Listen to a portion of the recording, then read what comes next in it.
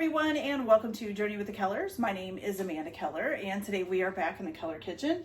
So today we are going to be making something from Seriously Good Chili Cookbook, and today's recipe is called Clean the Freezer Chili.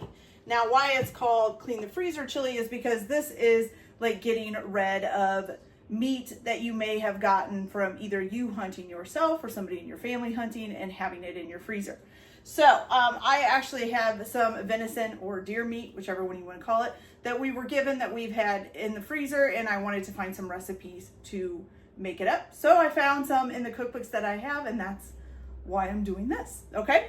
All right. So what you're going to do first is you are going to need to do lots of prep work. But while I'm explaining that, I'm going to go ahead and put about a half a cup of vegetable oil into my Dutch oven and turn it on at a medium heat to kind of heat it up here for a few minutes while we're talking. Okay, so the things that you are going to want to do ahead of time is, one, you are going to need 1 cup of chopped or diced onions. You're going to need a half a cup of yellow bell pepper diced up. You're going to need a half a cup of green bell pepper diced up. You're going to need also a half a cup of red bell pepper diced up. And then you're going to need 1 cup of celery diced up, okay? And then the last thing you're going to need is 2 tablespoons of 2 tablespoons of jalapenos diced up, which I do have over here. And then also 2 tablespoons of garlic minced. Now I am using an already minced dried garlic because I want to use up this package. But if you want to mince your own bulbs of garlic, you can do it that way too. Okay. So now you're first going to start out in a Dutch oven. You're going to put a half a cup of vegetable oil and heat it up on basically a medium-high heat. Okay. Then you're going to add 1 pound of duck breast meat that's been diced, and 1 pound of venison that's been diced, or deer meat. Now, I am not using duck meat because I did not have duck meat. I had deer meat. And to get a duck, the only way to get a duck around here in the store is you have to buy a full duck, and they're over $20. So I was like, I'll just do chicken. So I am actually doing chicken and deer meat, but that's okay. Okay, so we're going to put all of this in there. Oops, that's not good. I don't really want that down there. Below the grate there. Try not to burn my fingers. Here we go. Okay.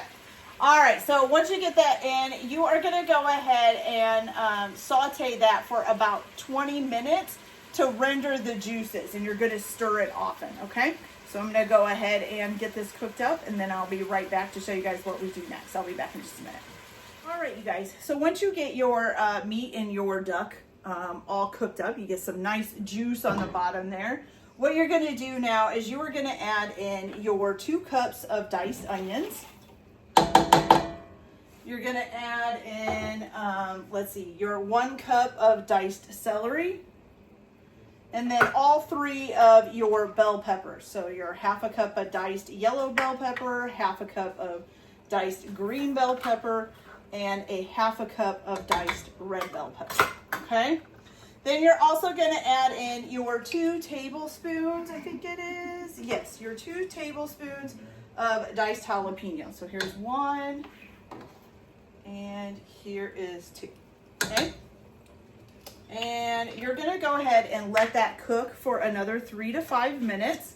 And again, you're going to stir it occasionally. And you just want the vegetables to be starting to kind of wilt or to kind of look softer, I guess you would say. Okay, so I'm going to go ahead and let this cook for a little bit longer, and then I'll be back to show you guys what we do next. Okay, you guys, so once this is cooked for a couple minutes, and I also forgot to tell you to add 2 tablespoons of your minced garlic as well. So I put that in here, so don't forget to put that in while you're cooking all of this. But you get nice they're starting to look a little wilty and a little bit softened and cooked up, okay? So now what you're going to do is you are going to add in 1 16-ounce can of pinto beans. Hopefully they'll all come out here. Did not say to drain them or anything, so I didn't, okay? Then you're going to put in 3 8-ounce cans of tomato sauce. So here's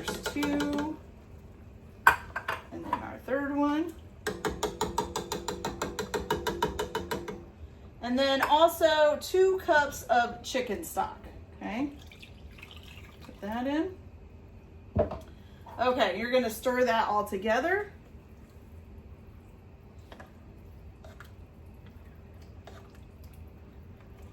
And then you're going to bring that to a boil, okay?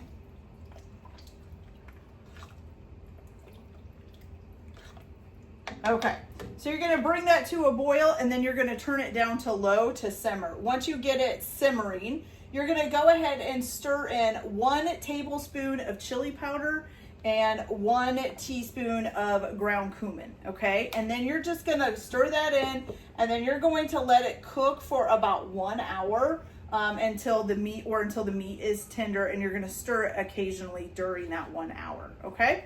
So while you're waiting for it to get done cooking, it says to serve this with cornbread. So if you want to make some cornbread while this is cooking on the stove, you can go ahead and do that, which is what I'm gonna do, okay? All right, you guys, so I'm gonna go ahead and wait for this to come to a boil, then turn it down to low to a simmer.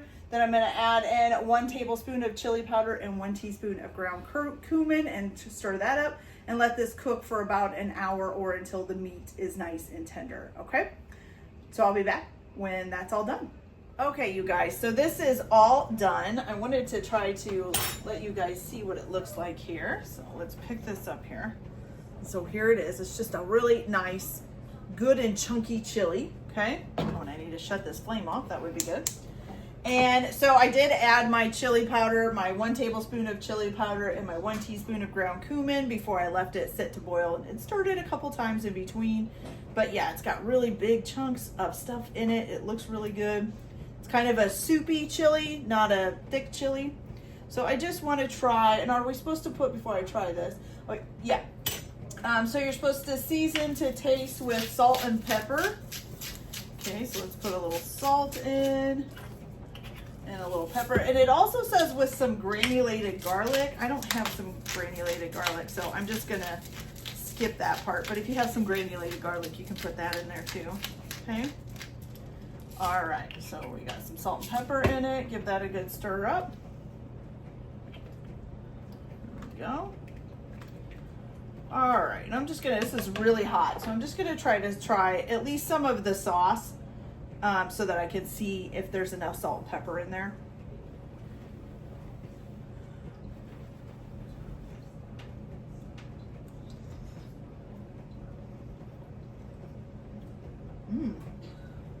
Ooh, that's really good, you guys. Okay. It's not super spicy or anything. It's got a good mixture of all of the flavors mixed together, so that's excellent. That's really good. Okay. Yeah. Okay. I'd like to try a piece of meat. Well, I'm not, you know, kind of, let's see here if we can, I don't want to dip around in here too much. Okay, got a piece of chicken. Let's try that.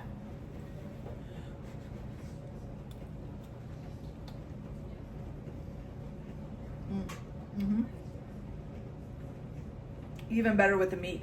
Okay, you guys. So that's really delicious. So it's got a good mixture of all of the herbs kind of mixed in throughout it and the sauces and stuff. And I can get a good, like, kind of a little bit of hint of everything, but it's mashed together in a good way, if that makes sense. I'm not really sure how to describe that. I did go ahead and make some cornbread to go with it. I think this is just Famous Dave's cornbread that I bought at the store and made it in the oven. So we got some cornbread to have with it, got the chili, and it's tasting pretty good, you guys. All right, guys, so that's it for this video. I hope you liked it. Like and subscribe if you like, or don't if you don't. Everyone have a good day. Enjoy your cookie. Keep your kitchen messy, and we'll see you later. Bye.